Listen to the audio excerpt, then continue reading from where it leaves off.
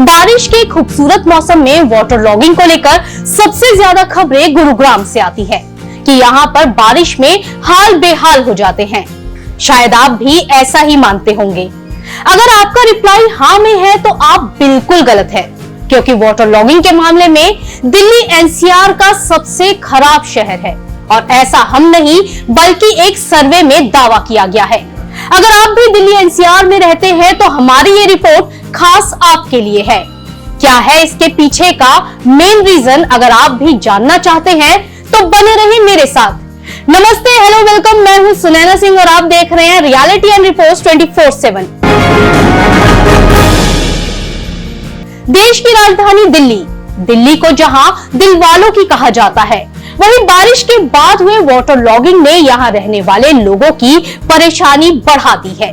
जगह जगह हुई वाटर लॉगिंग ने खूबसूरत दिल्ली की सूरत पूरी तरह बदल कर रख दी है, जिसका खामियाजा दिल्ली के लोग उठाने को मजबूर हैं। ऐसा नहीं है कि वाटर लॉगिंग की परेशानी सिर्फ दिल्ली में ही है, बल्कि एनसीआर के शहर भी इससे बचे नहीं हैं। लेकिन सबसे पहले बात करेंगे दिल्ली की, यानी आप लोगों की। लोकल सर्कल ने एक सर्वे किया है। ये सर्वे दिल्ली के बेहाल लोगों के सोशल मीडिया साइट पर छाए वीडियो के बाद किया गया। इस सर्वे में 19,000 से ज्यादा लोगों ने दिल्ली एनसीआर के शहरों को लेकर ओपिनियन रखा है, जिसमें 67% पुरुष और 33% महिलाओं ने पार्टिसिपेट किया। सर्वे में दिल्ली, गुरुग्राम, नोएडा, फरीदाबाद और गाजियाबाद के लोगों को शामिल किया गया। लोगों का मानना है कि दिल्ली मानसून सीजन के लिए सबसे कम तैयार है, जबकि गुरुग्राम, नोएडा और गाजियाबाद की तैयारी को दिल्ली से बेहतर बताया गया है। वहीं दिल्ली एनसीआर के 92% लोगों ने माना है कि मानसून के मौसम में दिल्ली नगर निगम जल यातायात से जुड़ी अथॉरिटी ने जल भराव से निपटने के लिए कोई तैयारी नहीं की। सर्वे के 62% लोग गुरुग्राम के बारे में ऐसा सोचते हैं, जबकि 46% लोग फरीदाबाद के बारे में ऐसा सोचते हैं। वहीं 38% लोगों का मानना है कि नोएडा और गाजियाबाद दिल्ली से ज्यादा बेहतर है। यानी कहा जा सकता है कि वाटर ड्रेनेज में गुरुग्राम आज दिल्ली से आगे निकल गया है, जहां पहले बारिश के दौरान लोग जाने से भी बचते थे। चलिए अब आपको बताते हैं कि आखिर सर्वे में कौन से क्वेश्चन पूछे गए थे। फर्स्ट क्वेश्चन में पूछा गया था कि क्या आपको दिल्ली एनसीआर में जल भराव के कारण समस्याओं का सामना करना पड़ा है। इस क्वेश्चन के रिप्लाई में 9,758 आंसर मिले, जिनमें से 86% लोगों ने यस में आंसर दिया और कहा कि उन्हें एक या ज्यादा प्रॉब्लम्स को फेस करना पड़ा। वहीं 14% लोगों ने नहीं में जवाब दिया। सेकंड क्वेश्चन में पूछा गया था कि क्या आप मानते हैं कि इस मानसून दिल्ली एनसीआर के स्थानीय प्रशासन ने जल भराव से निपटने के लिए तैयारी नहीं की है। इसके आंसर में 9,694 लोगों ने रिप्लाई किया, जिसमें से 52% लोगों ने माना कि दिल्ली में इससे निपटने के लिए तैयारी नहीं की गई। ये तो हो गई खबर। अब इसके पीछे का मेन रीजन जानते हैं कि आखिर क्यों देश की कैपिटल बारिश में जाम हो जाती है। तो इसके पीछे की मेन वजह है दिल्ली का पुराना बसा होना।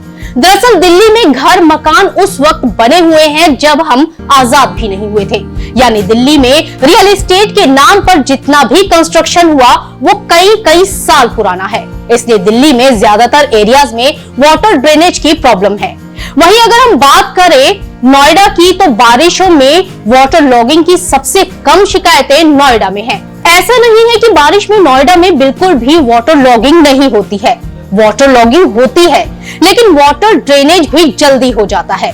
बारिश में यहाँ पर सड़कों पर पानी भरा नहीं रहता, कार और बाइकों की रफ्तार रुकती नहीं है, जिससे नोएडा की सड़कों पर जाम नहीं लगता। यहाँ सड़कों के किनारे, सेक्टरों और सोसाइटीज के अंदर और बाहर कोई भी गड्ढे खुले नहीं होते, जिसकी वजह से इस बात का खतरा बिल्कुल भी नहीं रहता कि इन गड्ढों में भरे पानी में कोई गिर जाएगा। नोएडा में सेक्टर और सोसाइटीज को जिस प्लानिंग के साथ बनाया गया है, उससे बारिश के मौसम में यहाँ रहने वाले होम बायर्स आसानी से अपनी सोसाइटी तक आ जा सकते हैं। यहाँ पर बन रही नई सोसाइटीज के कंस्ट्रक्शन में इस बात का स्पेशली ध्यान रखा जा रहा है। दिल्ली और नोएडा के बॉर्डर पर बसे गाजियाबाद का रुतबा भी दिल्ली से ज्यादा बेहतर है। गाजियाबाद में नोएडा के जैसे ही वाटर ड्रेनेज कंप्लीट ओके है। यहाँ पर किए जा रहे नए कंस्ट्रक्शन में डेवलपर्स वाटर ड्रेनेज पर ज्यादा फोकस कर रहे हैं। तभी तो यहाँ पर दिल्ली के जैसे वाटर लॉगिंग की प्रॉब्लम नहीं होती। यानी कहा जा सकता है कि अब दिल्ली में रहने के दिन पूरे हो गए हैं। नोएडा और गाजियाबाद से देश के बाकी शहरों को सीख लेने की जरूरत है कि जब भी कोई रेजिडेंशियल या कमर्शियल कंस्ट्रक्शन किया जाए तो पहले पानी की समस्या से निपटने की तैयारी करनी चाहिए, जिससे यहाँ रहने वाले लोगों को प्रॉब्लम ना हो। ये बात अब लोगों की समझ में भी आ गई है, इसलिए होम बायर्स रहने और प्रॉपर्टी में इन्वेस्ट करने के लिए एनसीआर की तरफ मूव कर रहे हैं, जिससे इन शहरों का रियल एस्टेट सेक्टर बेनिफिट में है।